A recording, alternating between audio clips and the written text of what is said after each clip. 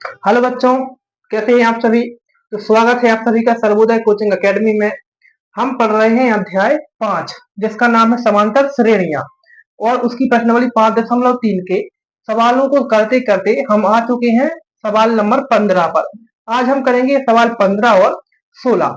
और इसके पहले के जो सवाल हैं, जैसे प्रश्न 1 से प्रश्न 14 तक के जितने भी सवाल है, तो वो आपको हमारे या तो इस वीडियो के डिस्क्रिप्शन में लिंक मिल जाएगी, या फिर आप वीडियो की प्लेलिस्ट देख लेना, ठीक है, हमारे चैनल पर बनी हुई है, तो वहां आपको सभी मिल जाएंगे।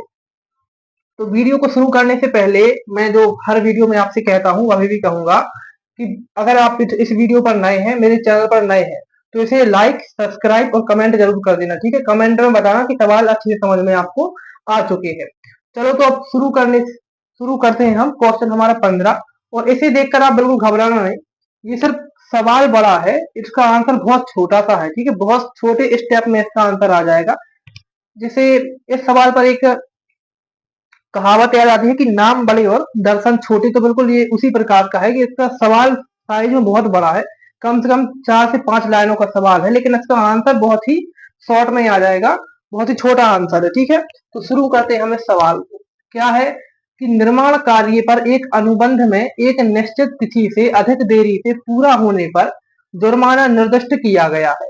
क्या किया गया है? जुर्माना निर्दिष्ट, मतलब एक आप समझ लो, आपका घर बन रहा है, घर में एक आपकी मिस्त्री काम कर रहा है, ठीक है। आपने उस मिस्त्री को एक समय सीमा दे दी है भाई कि हमें 1 महीने में या 2 महीने में घर को पूरा बनाकर दे देना है। लेकिन आपने ये भी कहा है कि अगर 1 महीने से ज्यादा मतलब 1 महीने में कितने दिन होते हैं? 30 दिन होते हैं। अगर 30 दिन से ज्यादा एक भी दिन आपने बढ़ाया तो मैं उस पर जुर्माना लगाऊंगा। क्या लगाऊंगा? आपने मान ले चला लिया 10 रुपए लगा लिए। अगर आपने 30 दिन दिए हैं उसके लिए, उसने 30 दिन में आपको घर बनाकर नहीं दिया, उसने कर दिए 31वां दिन, तो 31वें दिन में आप क्या लगाएंगे? जुर्माना लगा देंगे। कितने? 50 रुपए। अब उसने 32 दिन कर दिए तो फिर 50 रुपए, 33 दिन फिर 50 रुपए। तो ऐसे ऐसे जैसे दिन बढ़ते जाएंगे आप जुर्माना लगाते जाएंगे। बिल्कुल उसी के बेस पर ये सवाल है। एक घर बन रहा है, तो जो जिनका घर बन रहा है उन्होंने एक समय सीमा दी है, जो घर बना रहा है उसके लिए, कि भाई तुम्हें इतने दिन में घर बनाकर देना है। अगर तुमने घर मेरी समय सीमा के अंतर्गत बनाकर नहीं दिया, तो उसमें उसने क्या, पहले दिन, अब पहले दिन, ये पहला दिन वो है जब आपका समय पूरा हो चुका है। मान के चलो आपने 30 दिन दिए थे, अब ये 31वां दिन है, तो ये पहला दिन होगा 31वां दिन का। पहले दिन के लिए उसने 200 रुपए जुर्माना लगा दिया। फिर दूसरे दिन के लिए 250, मतलब हर दिन कितने रुपए बढ़ा रहा है? 50 रुपए वो हर दिन बढ़ाता जा रहा है। तो दूसरे दिन 250 लगा दिए, फिर तीसरा दिन हुआ तो 300 हो गए। जुर्माना बढ़ते बढ़ते 50-50 करके आगे बढ़ता जा रहा है। अब इसके बाद क्या है कि प्रत्येक बाद के दिन के लिए जुर्माना पिछले दिन की तुलना में 50 रुपए अधिक है, जैसा कि मैंने बताया। अब यदि ठेकेदार जो घर बना रहा है, ठेकेदार ने काम में 30 दिन की देरी की है। अभी हम तो बात कर रहे थे 1-2 दिन की, यहाँ ठेकेदार ने काम की देरी कर दी है 30 दिन की। 30 दिन लेट हो गया है वो अपने काम में, तो उसे जुर्माने के रूप में कितनी राशि देनी होगी, ये हमें ज्ञात करना है, ठीक है। चलिए, तो शुरू करते हैं। सबसे पहले बनाएंगे हम एक एपी, क्योंकि समांतर श्रेणी बन रहा है तो हर सवाल में एपी एक बनेगी। एपी क्या, कहां से बनाएंगे? एपी बनाएंगे हम जुर्माने से। पहले दिन का जुर्माना कितना है? 200 है, तो यहाँ 200 लिख दो। इसके बाद दूसरे दिन का जुर्माना कितना है? 250 है, तो यहाँ 250 लिख दो। तीसरे दिन का कितना है? 300 है, यहाँ 300। ऐसे ऐसे करते करते जुर्माना आगे बढ़ता जा रहा है। अब जुर्माना बढ़ते बढ़ते कितना हो गया जुर्माना, ये हमें ज्ञात करना है कि जुर्माना कितना उसे देना है। हमें इतना पता है कि भाई पहले दिन 200, दूसरे दिन 250, तीसरे दिन 300 जुर्माना हो चुका है। अब यहाँ से, अब हमारी एपी जो बन चुकी है, एपी से क्या करेंगे हम? हमारी मान निकालेंगे। किसके? ए का मान, डी का मान, एन का मान, जो भी हम मान निकाल सकते हैं वो इसमें से निकालेंगे। सबसे पहले ए। ए मतलब पहला पद क्या है? 200 है, तो यहाँ 200 लिखो। फिर डी का मान, डी का मान कैसे निकालते हैं पता है आप लोगों को? दूसरे पद में से पहले पद को घटा देते हैं। दूसरा पद 250 है, पहला पद 200 है, 250 में से 200 घटाओ, क्या बचेगा? 50 बचेगा। तो डी का मान कितना आ जाएगा? डी का मान होगा 50। इसके बाद एन का मान, तो एन का मान यहाँ पर क्या है? एन का मान होगा हमारा 30, क्योंकि 30 दिन की देरी हुई है। कितने दिन की देरी हुई है? 30 दिन की। तो यहां लिखेंगे 30, एन का मान हमारा हो गया 30। ठीक है, अब क्योंकि हमें बहुत मान यहाँ पर पता हो चुके हैं, अब क्या करेंगे हम, अब निकालेंगे हम कि जुर्माने के रूप में उसे कितनी राशि देनी है। तो इसे ज्ञात करने के लिए फॉर्मूला लगाएंगे हम एस एन का।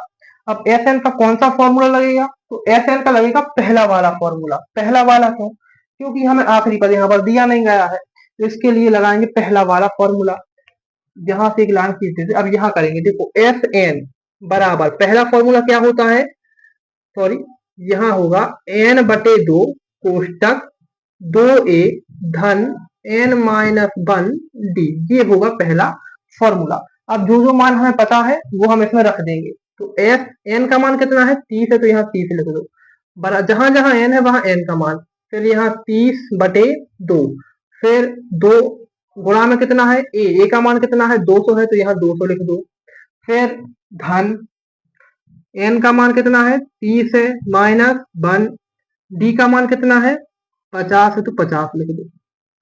अब इसे हल करते चलो, तो एस 30 बराबर 2 से 30 को काटो कितनी बार, 15 बार, 15 दूनी 30, 15 यहाँ, फिर कोष्टक 200 का गुणा 2 में करोगे आ जाएगा आपका 400, 200 दूनी 400, फिर धन का चिन्ह। अब 50 का 30 में करो क्या, 5 दिया 15 और 200, तो क्या हो जाएगा 1500 यहाँ पर हो जाएगा, तो 1500, फिर माइनस में 1 है, तो 50 का गुणा -1 में करेंगे तो माइनस के 5 यहाँ आ जाएंगे, तो माइनस के सॉरी 50 यहाँ आ जाएंगे।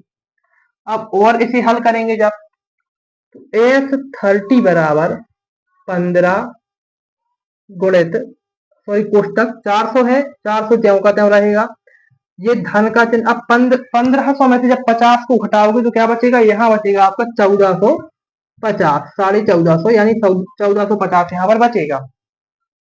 ठीक है, अब यहाँ पे हम कर देते हैं सवाल को आगे। अब देखना कहाँ आ गए हम, एस 30 बराबर 15, तो यहाँ ज्यों का त्यों लिखो सबसे पहले, फिर गुणा का चिन्ह लगाओ, फिर लगाओ यहाँ, तब तुम 400 में 1450 जोड़ोगे कितना आएगा आपका, आपका आएगा 1850, कितना 1850। अब 1850 में 15 का गुणा कर दो, तो अब गुणा करके देख लेना, मैं डायरेक्ट बता देता हूं, इसका आएगा 27,700, 27,750 एस 30 का मान। तो ये जो 27,750 है, ये क्या है, ये वही राशि है जो ठेकेदार को जुर्माने के रूप में देनी है। ठीक है, तो ये हमारा हो गया क्वेश्चन 15 का आंसर। इसे करो, अब इसके बाद करेंगे हम क्वेश्चन 16। सवाल दिखने में है बड़ा, लेकिन इसका आंसर देखो 4-5 लाइन में हो गया, बहुत छोटा है। चलिए अब करते हैं हम क्वेश्चन 16। अगर आपने नहीं देख पाया अभी तो एक काम करो, या तो स्क्रीनशॉट ले लो या फिर वीडियो को थोड़ी देर के लिए बीच में रोक लो। चलिए करते हैं क्वेश्चन 16। तो ये आया हमारा क्वेश्चन 16। अब इसमें क्या है, इसमें लिखा है ₹700 की राशि का उपयोग किसी विद्यालय के विद्यार्थियों को उनके समग्र शैक्षणिक प्रदर्शन के लिए 7 नगद पुरस्कार देने के लिए किया जाना है। यदि प्रत्येक पुरस्कार अपने पिछले पुरस्कार से 20 कम है तो प्रत्येक पुरस्कार का मूल्य ज्ञात कीजिए। अब किसी स्कूल के बच्चों के रिजल्ट आया होगा तो उसके लिए वो उपहार देने की सोच रहे हैं। ठीक है, और रुपए कितने हैं, 700 है। अब इन 700 रुपए में से 7 बच्चों को उपहार देने हैं।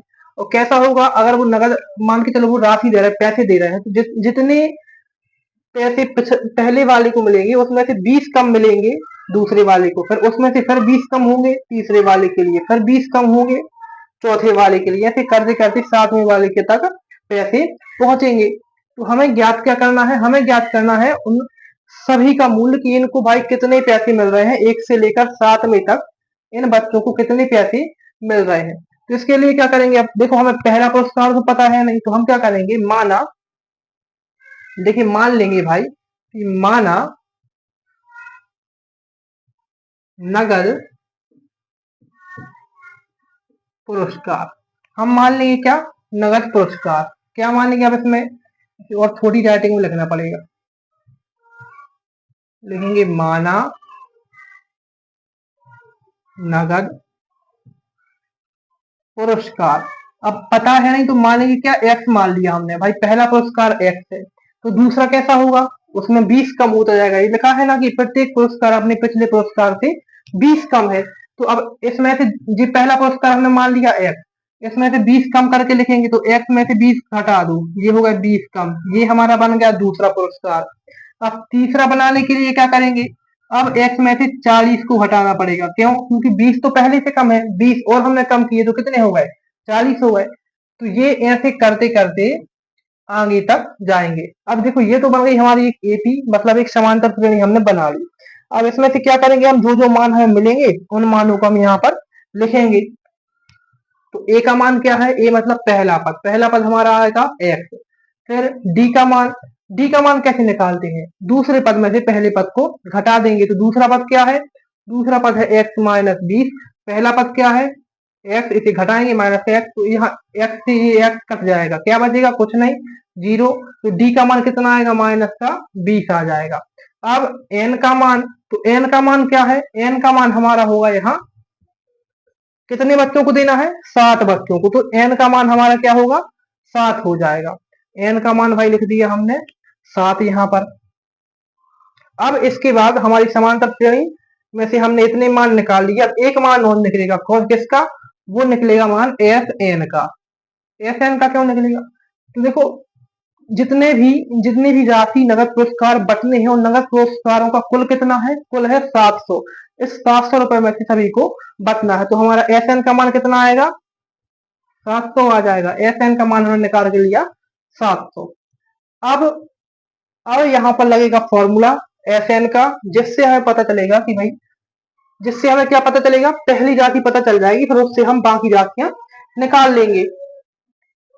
तो एस एन का फॉर्मूला लगेगा, क्या होता है, एन बटे 2 कोष्टक में 2a धन एन माइनस 1 डी कोष्टक बंद बराबर एस एन।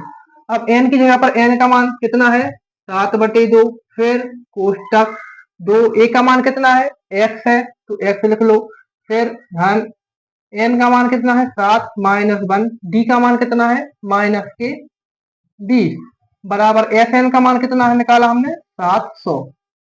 अब इसे हम हल करेंगे, तो 7/2 ज्यों के त्यों, क्योंकि 2 से 7 नहीं कटेंगे, फिर 2x भी यहाँ ज्यों के त्यों, धन 7 में से 1 घटाओ 6 बचेगा, क्या 6 बचेगा, माइनस के 20 का जब 6 में गुणा करेंगे तो क्या आएगा, 6 दूनी 12, 120। 120 कैसा आएगा, माइनस का, क्योंकि यहाँ माइनस के 20 है, तो यहाँ प्लस ना करके आएंगे, माइनस के 20 आएंगे, माइनस के 120। कैसे, 7 में से हमने 1 घटा दिया, 6 बचे, 6 का गुणा माइनस के 20 में कर दिया, 6 दूनी 12, 120 हो गए, और यहाँ माइनस लगा था तो यहाँ माइनस आ गया, माइनस के 120 बराबर में क्या है, 700 है। अब क्या करेंगे हम, ये देखो 7/2 इस कोष्टक के गुणा में है, इन्हें पक्षांतर करेंगे उस साइड, तो आ जाएंगे ये 700 के यहाँ भाग में। तो 2x माइनस 120 बराबर 700। और जब कोई भी बटे की संख्या पक्षांतर होकर भाग में जाती है तो क्या होता है, जो हर है वो अंश बन जाता है, अंश है वो हर बन जाता है, मतलब नीचे की संख्या ऊपर और ऊपर की संख्या नीचे आ जाती है। तो यहाँ क्या होगा, गुणा में ये 2 नीचे थे तो ऊपर आ जाएंगे, और 7 ऊपर थे तो नीचे आ जाएंगे। अब 7 से 700 कट जाएंगे कितनी बार, 100 बार, तो 7 एकम यहाँ पर 7 और 2 जीरो। तो और यहाँ पर लिखो 2x माइनस 120 बराबर, ये 100 का गुणा 2 में करो कितने आएंगे, 200 हो जाएंगे, तो यहाँ लिख दो भाई 200। अब यहाँ से अब क्या करेंगे हम, हमें x का मान निकालने के लिए जो माइनस 120 है, इन्हें पक्षांतर करेंगे उस साइड, तो ये हो जाएंगे प्लस की। तो 2x बराबर 200 और धन की क्या 120। अब 2x बराबर 200, 120 कितने होंगे, ये होंगे आपके 320। अब हमें x का मान निकालना है, तो क्या करेंगे, जो x के गुणा में 2 है, इन्हें पक्षांतर करेंगे तो 320 के भाग में आ जाएंगे। तो x बराबर 320/2।